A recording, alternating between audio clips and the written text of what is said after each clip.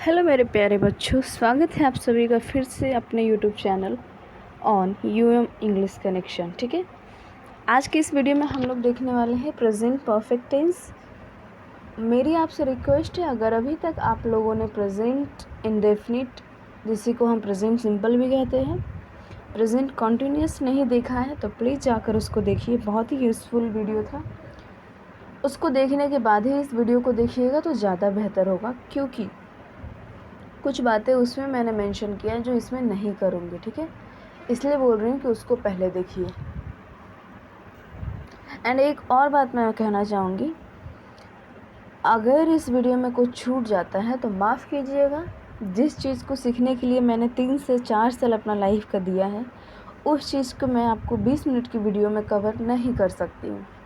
हालांकि यूट्यूब पे ऐसे बहुत सारे वीडियोस पड़े हुए हैं, बहुत सारे टीचर हैं, नामी टीचर हैं, जो आपको 7 मिनट में टेंस का पूरा एकदम पाठ पढ़ा देंगे। तो माफ़ कीजिए, हम उतने टैलेंटेड नहीं हैं कि हम आपको 7 मिनट के वीडियो में पूरा कवर कर सकते हैं। लेकिन हाँ, इस वीडियो को देखने के बाद इतना तो सीख जाएंगे कि आपको दोबारा किसी टेंस का वीडियो नहीं देखना पड़ेगा। ठीक है, और चलिए स्टार्ट करते हैं। देखते हैं इसका कहाँ यूज़ होता है प्रेजेंट परफेक्ट टेंस का। प्रेजेंट परफेक्ट टेंस एक प्रकार से पास्ट एंड प्रेजेंट टेंस का मिश्रण है, जो कोई कार्य कुछ देर पहले ही ख़त्म की गई है। एक बात बताते चलो कि मैं इंग्लिश में भी लिख सकती हूँ और इंग्लिश में भी बोल सकती हूँ, बट मेरे कई ऐसे स्टूडेंट्स हैं जो बोलते हैं मैम मुझे हिंदी नहीं आती है समझ, इंग्लिश नहीं आती है समझ में, इंग्लिश टू इंग्लिश, इसीलिए मुझे हिंदी में भी बोलना पड़ रहा है। फ्यूचर में देखेंगे, एक इंग्लिश का चैनल खोल लेंगे जिसमें इंग्लिश टू इंग्लिश ही बातें करूँगी, हिंदी नहीं बोलने वाली। बट फ़िलहाल के लिए हिंदी बोलना ही पड़ रहा है मुझे, और हेल्प भी करता है समझने के लिए। ठीक है, फिर भी आप एक मैच्योर पर्सन की तरह समझिएगा कि मैं क्या कहना चाहती हूँ। बने रहिएगा लास्ट तक। प्रेजेंट परफेक्ट टेंस एक प्रकार से पास्ट एंड प्रेजेंट टेंस का मिश्रण है, जो कोई कार्य कुछ देर पहले ही ख़त्म हुई है। ठीक है, यह टेंस जो है ना, प्रेजेंट परफेक्ट टेंस पास्ट और प्रेजेंट का मिश्रण है, जो दर्शाता है कि जो काम हुआ है वो कुछ देर पहले ही हुआ है, हाल ही में हुआ है। 5 मिनट पहले हो सकता है, 10 मिनट पहले, 1 घंटा, 2 महीना, जिसके अकॉर्डिंग आप बोलिए। इस तरह से इसका बता रहा है। इसका स्ट्रक्चर देख लेते हैं। स्ट्रक्चर है subject plus have has plus verb third form plus object. ये अफर्मेटिव, जिसको असेटिव भी कहते हैं, असेटिव में अफर्मेटिव भी लिए। कुछ रूल से देख लेते ध्यान से। आई वी यू दे के साथ हैव यूज़ करते, इतना तो पता ही होगा। ही शी इट नेम के साथ हैज़ यूज़ करते हैं, क्योंकि ये सिंगुलर है और ये प्लूरल है। ठीक है, कुछ एग्जाम्पल के थ्रू समझते हैं। मैंने खाना खा लिया है। अब ये मत सोचिएगा कि खा लिया है तो अब ये आएगा पास्ट इंडेफिनिट में, नहीं। इसका मीनिंग समझने की कोशिश कीजिए। हिंदी टू इंग्लिश मत सीखिए, बहुत मुश्किल हो जाएगा। मैंने खाना खा लिया है, तो इसको कैसे बोलेंगे? मैंने के लिए तो हो जाएगा आई।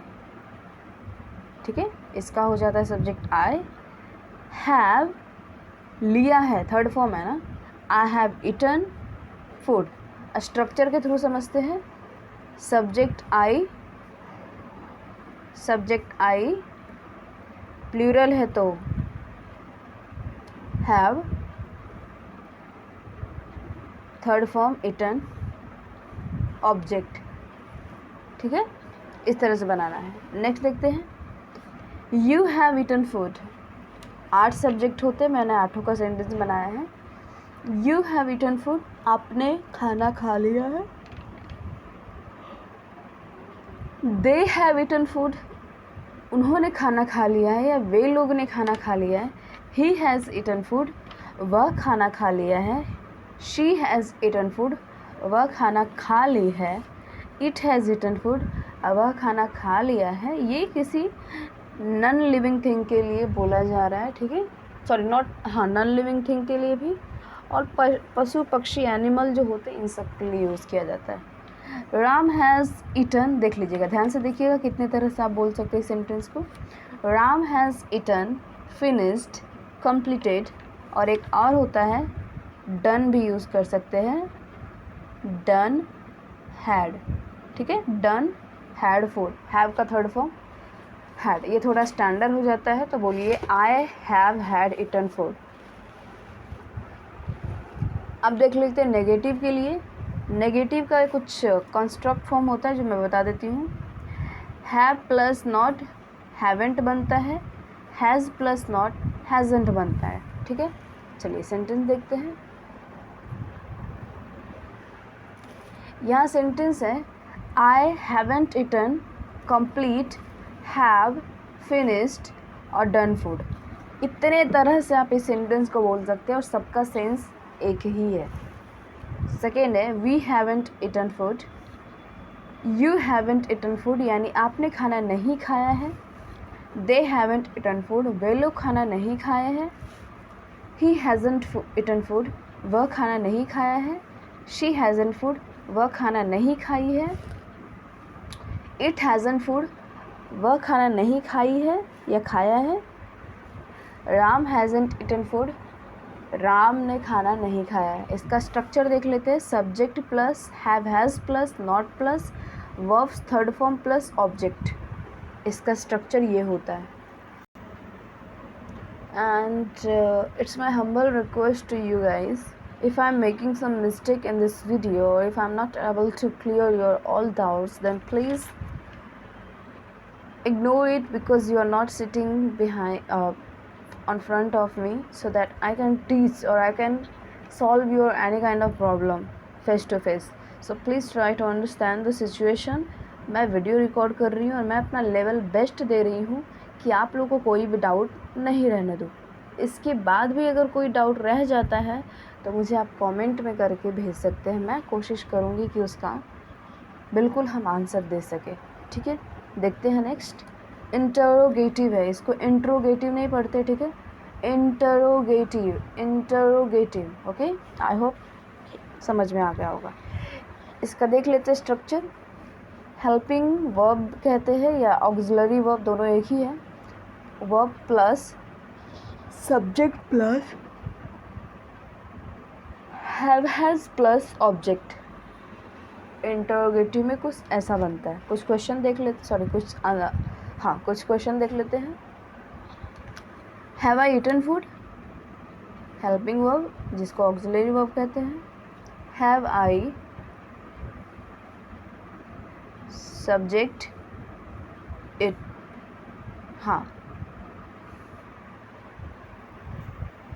सॉरी फ्रेंड्स, यहाँ वर्ब का थर्ड फॉर्म होगा, मैंने ध्यान नहीं दिया था, ठीक है। Subject plus verb third form plus object, यानी क्या उसने खाना नहीं खाया है, इसका मीनिंग कुछ ऐसा, मैंने खाना नहीं खाया, क्या मैंने खाना नहीं खाया। बट एक तरह से ये सेंटेंस रॉन्ग हो जाता है। रॉन्ग इसलिए होता है क्योंकि आप खाना खाए नहीं और आप ही को पता नहीं है, इसका सेंस गलत निकल रहा है, क्या मैंने खाना नहीं खाया। हालांकि सेंटेंस का स्ट्रक्चर के थ्रू सही है, बट इसका मीनिंग जो है वो गलत निकल रहा है। जब मैं सेंटेंस पढ़ाऊँगी तो बता दूँगी कि सेंटेंस क्या होता है, उसमें सेंस भी निकलना चाहिए, स्ट्रक्चर भी सही होना चाहिए, तब जाके किसी वाक्य को हम कहेंगे ये वाक्य सही है। सिर्फ स्ट्रक्चर के थ्रू बनाने से सेंटेंस को हम सही नहीं मान सकते।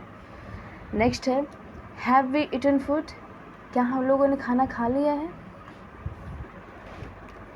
हैव यू ईटन फूड, मैंने सबका इसलिए यही सेंटेंस रखा है ताकि आप लोगों को समझने में ईजी हो और आप दूसरा सेंटेंस बना सकते हैं, ठीक है।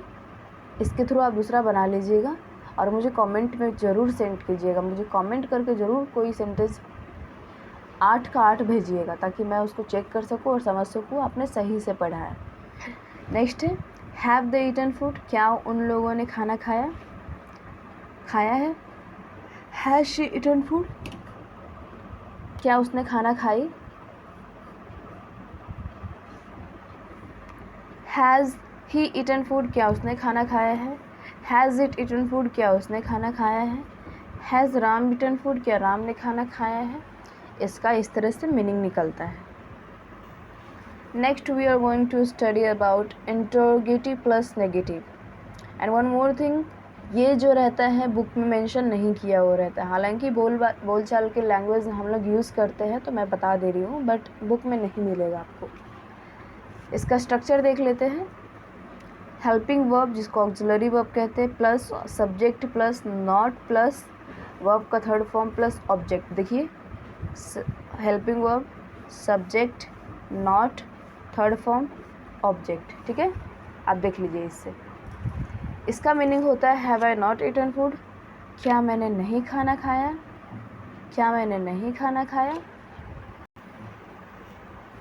नेक्स्ट है have we not eaten food, have we not eaten food, क्या हम लोगों ने नहीं खाना खाया। Have you not eaten food, क्या आपने खाना नहीं खाया, क्या आपने खाना नहीं खाया। Have they not eaten food, क्या वे लोगों ने खाना नहीं खाया। Has he not eaten food, क्या उसने खाना नहीं खाया। Has she not eaten food, क्या उसने खाना नहीं खाई। Has it not eaten food, क्या उसने खाना नहीं खाई। Has Ram not eaten food, क्या राम ने नहीं खाना खाया। इसका इस तरह से मीनिंग निकलता है। कुछ इसका यूजेस देख लेते हैं। We also use this tense like some works or activities started in past but yet that is going on in present। इसका मतलब होता है we also use this tense like हम लोग इस टेंस का यूज़ कुछ इस प्रकार भी करते हैं, जैसे कोई वर्क या एक्टिविटी पास्ट में यानी भूतकाल में स्टार्ट तो हुआ लेकिन वो काम अभी भी चल रहा है, यानी वो प्रेजेंट में भी चल रहा है। तो इसका कुछ एग्जाम्पल देख लेते हैं। We have lived in this house since 1990।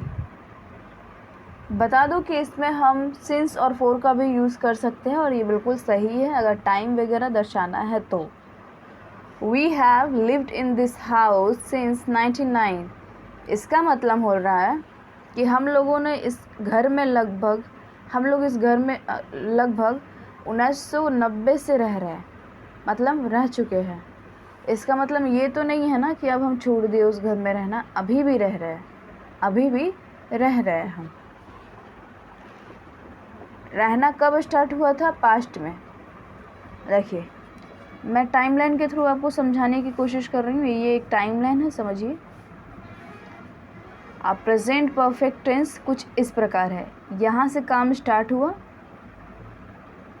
ठीक है, यहाँ से काम स्टार्ट हुआ प्रेजेंट में, पास्ट में स्टार्ट हुआ था किसी काम को। देखिए मैंने खाना खा लिया, प्रेजेंट में स्टार्ट हुआ और यहाँ जाके कुछ ख़त्म हो गया, चलते रहा अब ख़त्म हो गया। लेकिन कब ख़त्म हुआ, जस्ट कुछ देर पहले ही ख़त्म हुआ, कुछ देर पहले हुआ ख़त्म, मात्र कुछ देर पहले। समय में लेंगे तो 5 मिनट, 1 घंटा, मंथ में लेंगे तो 1 महीना, 2 महीना, इस तरह से, मतलब समझिए जिस तरह का स्केल उस तरह का। नेक्स्ट है we have known each other for 10 years. इसका मतलब ये तो नहीं है ना कि हम लोग अभी नहीं जान रहे, इसका मतलब होता है हम लोग एक दूसरे को कब से जानते हैं, कम से कम तो 10 साल से। इसका मतलब ये तो नहीं ना कि अब नहीं जान रहे हैं, yet we know each other. मैं बता दूं कि यहाँ पे हम इसको yet we are knowing each other नहीं होगा, ठीक है, गलत हो जाएगा। मैंने पिछले वीडियो में क्लियर किया था नो का यूज़ कहाँ कहाँ होता है, सॉरी स्टेटिव वर्ब क्या होता है, स्टेटिव वर्ब के बारे में पढ़ लीजिएगा, वीडियो पड़ा होगा चैनल पे, उसको देख लीजिएगा, ठीक है। नेक्स्ट है I have been ill since Monday. इसका मतलब ये तो नहीं है ना कि अब मैं ठीक हूँ। इसका देखिए यहाँ पे बिन का यूज़ हुआ है, हैव का थर्ड फॉर्म है, तो बिन यहाँ पे यूज़ हुआ है कि मैं कब से बीमार हूँ, सिंस मंडे, मंडे से बीमार हूँ, मैं मंडे से बीमार हूँ, यानी येट आई एम इल। ये कोई इससे कोई फ़र्क नहीं पड़ रहा है कि मैं ठीक हूँ या नहीं हूँ, इसका मतलब है कि मैं अभी भी बीमार हूँ। कुछ और देख लेते हैं इस टेंस में क्या क्या यूज़ करते हैं हम यूजुअली, कुछ और देख लेते हैं। In this tense we use ever, never, always, occasionally, कभी कभी, ऑफन, अक्सर, सेवरल टाइम्स, कई बार, ऑलरेडी, पहले ही, रिसेंटली, हाल में ही, सो फार, अब तक, जहाँ तक, अप टू नो, अभी तक, अप टू द प्रेजेंट, वर्तमान समय तक, etc, एडवर्ब्स, एडवर्बियल्स, का यूज़ होता है। वो सेंटेंस देख लेते हैं। Note, we do not use in this tense of ago. Ago का यूज़ नहीं करते हम। कहते हैं ना I met to him 10 years ago करके, ऐसे बोलते हैं ना। तो प्रेजेंट इंडेफिनिट में तो हम यूज़ कर सकते हैं, लेकिन प्रेजेंट परफेक्ट में नहीं। देखिए हम कुछ बता देते हैं sentence. He has come yesterday, गलत, incorrect. He came yesterday, he came yesterday. I have seen him 2 years ago, गलत। I saw him 2 years ago, I saw him 2 years ago, correct. इसको सॉ पढ़ते, सा सैब ऐसा नहीं, ठीक है। I saw I saw him 2 years ago. हाँ, एडवर्बल्स जो मैंने बताया था उसका कुछ सेंटेंस देख लेते हैं। जैसे कि येट ले लेते हैं, येट का यूज़ करते हैं। यू डिडंट गो येट, आप अभी तक नहीं गए, आप अभी तक नहीं गए। ऑलरेडी का देख लेते हैं। आई हैव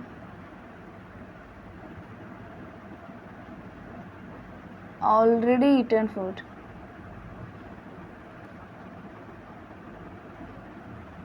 मैंने ऑलरेडी खाना खा लिया। ठीक है, इस तरह से आप यूज़ कीजिएगा। और आई होप कि आप लोग को आज का सेशन पसंद आया होगा। आशा करती हूँ कि अच्छे से समझा पाए होंगे। और एक और बात मैं बोलना चाहूँगी लास्ट में फिर से, कि जिस चीज़ को सीखने में मैंने 4 से 5 साल लगाया है, माफ़ कीजिएगा दोस्तों, उस चीज़ को मैं आपको 20 मिनट की वीडियो में नहीं समझा पाऊँगी।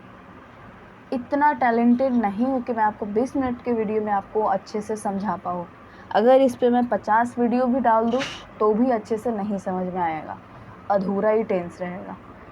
आशा करती हूँ आप लोगों को पसंद आया होगा। पसंद आया तो प्लीज़ हो सके तो चैनल को सब्सक्राइब कीजिएगा। और हाँ, मुझे इंस्टाग्राम या फेसबुक को फॉलो करना ना भूलिएगा, क्योंकि मैं वहाँ पे भी अपलोड करती हूँ इंग्लिश से रिलेटेड।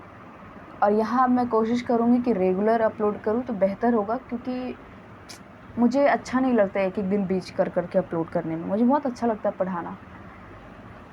तो चलिए मिलते हैं नेक्स्ट वीडियो में। Bye bye, take care. Please guys अपना ध्यान रखिएगा और जो मैंने पढ़ाया है उसको ध्यान से पढ़िएगा। बाय।